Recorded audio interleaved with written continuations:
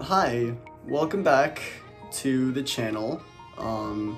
It's been a while since I've last spoken to you guys. I can explain in a later video why I fell off the face of the earth, but I want to start uploading again semi-consistently. And I thought, hey, what better way to do that than to talk about today's Nintendo Direct? Specifically, I want to talk about the games that I care about. There are like 5 of them. Let's go through the list. So, the Direct opened with a new Mario & Luigi game. And I know I've never mentioned Mario & Luigi here on the channel, but I love that series. I think it's really good. Bowser's Inside Story is one of my favorite games of all time, and I think it's part of the holy trinity of Mario RPGs, which is that, Thousand Year Door, and Mario RPG. I've used a lot of Bowser's Inside Story music in videos here, though, so that might have kind of given away my thoughts on that game. But anyways, there was a new Mario RPG that got announced. Mario & Luigi game.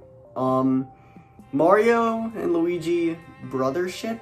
Brothership, I think it was called. That's a stupid name, but I don't care. A lot of games come out with stupid names, and I just kind of get used to the stupid names, but stupid names aside, this game looks really good. I want to play it. Yeah, it looks like a Mario & Luigi game. I don't know who's developing it, because obviously Alpha Dream went bankrupt. That's common knowledge at this point. So I don't know who's developing this game, and I don't really have too much to say, because yeah, it looks like a Mario & Luigi game. Mario RPGs are allowed to be video games again, instead of bashing your head into a wall repeatedly. That's what Sticker Star felt like.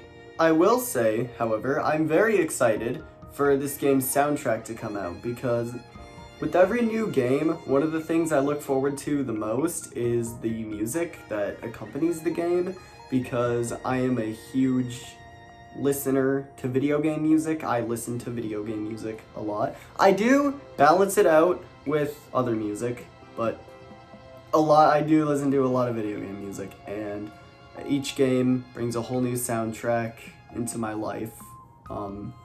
That sounded a lot more deep than it actually was, but very excited for the game, very excited for the music, very excited for the new banger final boss theme that they're inevitably gonna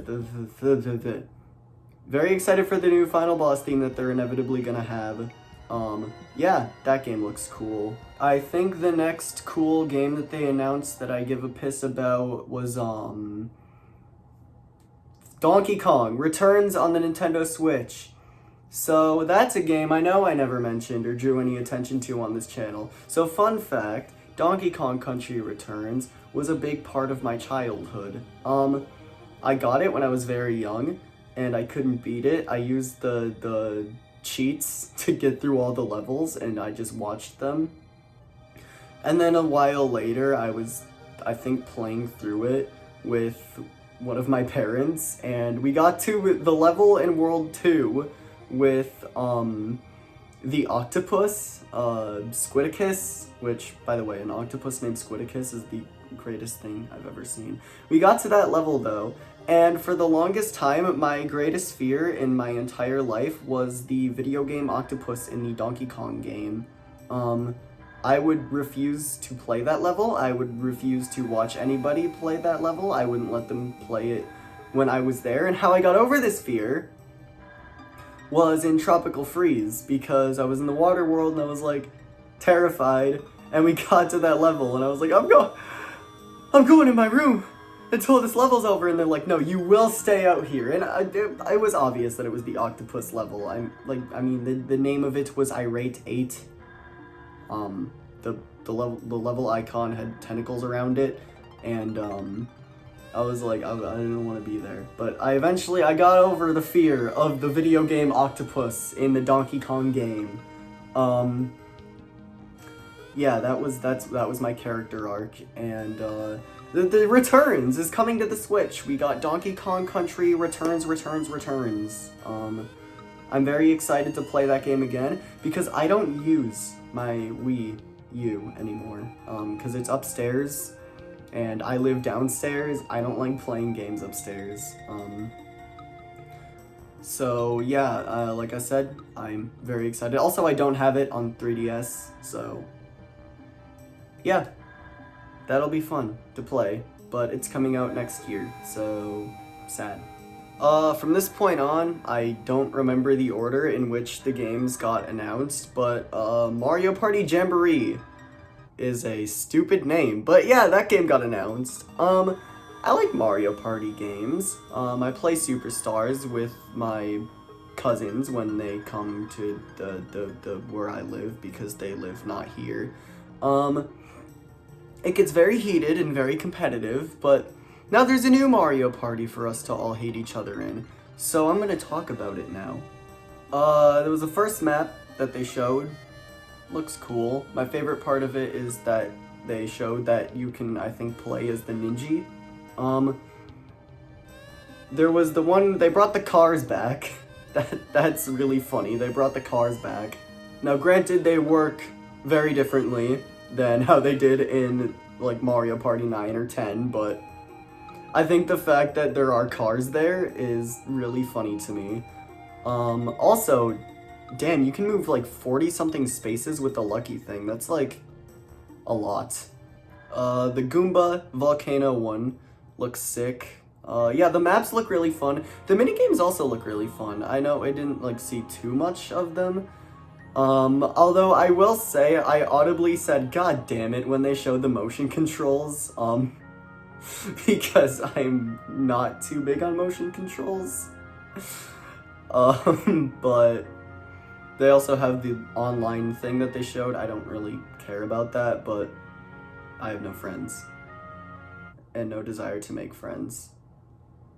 Yeah, Mario Party. Jamboree. That's a funny name, but that's gonna happen, and I'm very excited for it.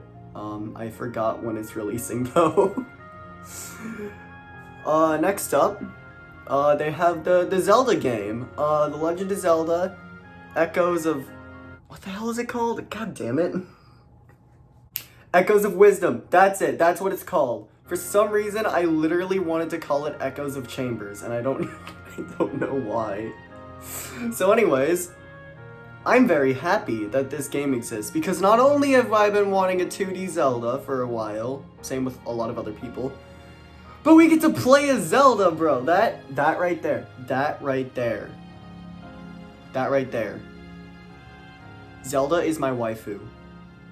And I am very happy that we can play as Zelda. The game itself looks really good.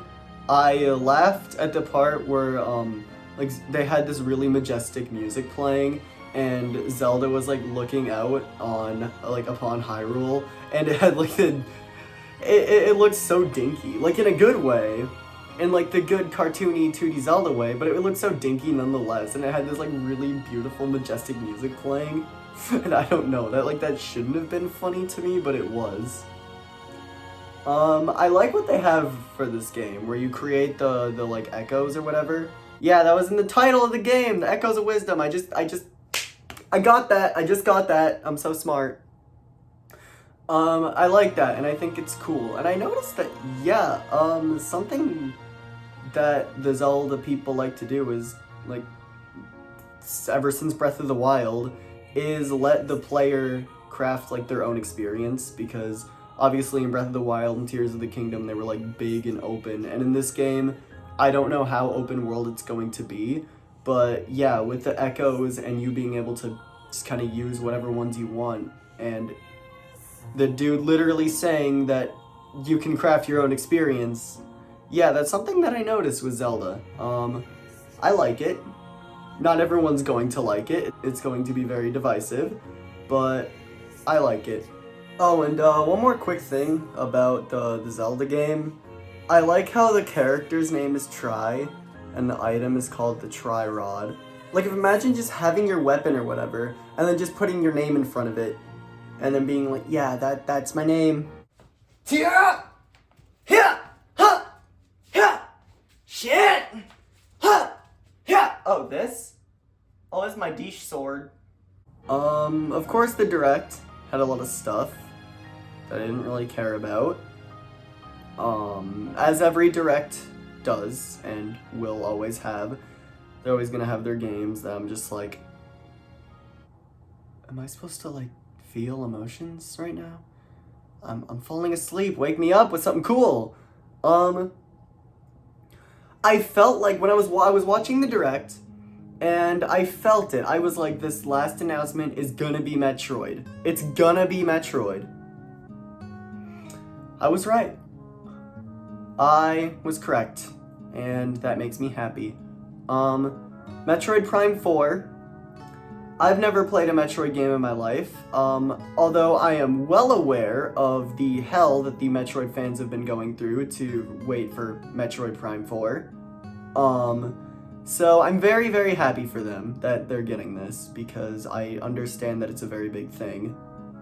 However, I did laugh when, they showed the trailer and they just said, 2025. Like, they still don't have a release date. And, like, whatever, many games have done that, but I think with this game that was especially funny. And I think the best part, and this may have been something only I picked up on, I haven't really watched too many reactions to the Direct, I watched a few, but when they said, oh, this game is planned to release in 2025, which is just a big, it could.